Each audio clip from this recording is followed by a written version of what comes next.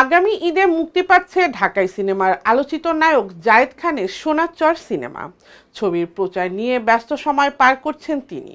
আর এরই মধ্যে নতুন খবর এলো, জায়েদ পশ্চিমবঙ্গের জনপ্রিয় অভিনেত্রী পূজা ব্যানার্জির সঙ্গে নতুন একটি সিনেমা করতে যাচ্ছেন। সূত্রের খবর, বাংলাদেশের একটি বড় প্রযোজনা প্রতিষ্ঠান নির্মাণ করতে যাচ্ছেন সিনেমাটি। আর সেখানে জুটি হিসেবে দেখা যাবে জায়েদ পূজাকে। জায়েদ খান বলেন, বিশাল চমক আসছে, তবে এখনই আমি কিছু বলতে চাই না। এতটুকু শুধু বলছি, পূজা ব্যানার্জির সঙ্গে নতুন একটি সিনেমায় কাজ করছি, পরে এ ব্যাপারে বিস্তারিত জানাবো। অভিনেত্রী পূজা টালিউড ছাড়াও মুম্বাইয়েও কাজ করেছেন। স্টার প্লাসে প্রচারিত তুজ সাং প্রীথ লাগাই সাজনা শোতে বৃন্দা চরিত্রে অভিনয়ের মাধ্যমে খ্যাতি লাভ করেন। এছাড়া তেলেগু, হিন্দি ও বাংলা সিনেমায় কাজ করেছেন তিনি। এর আগে টলিউডের নায়িকা সায়ন্তিকার সঙ্গে একটি সিনেমায় কাজ করেছিলেন জায়েদ খান।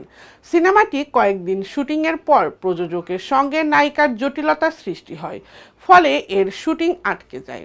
এরপর আর সিনেমাটির ব্যাপারে কিছু জানা যায়নি।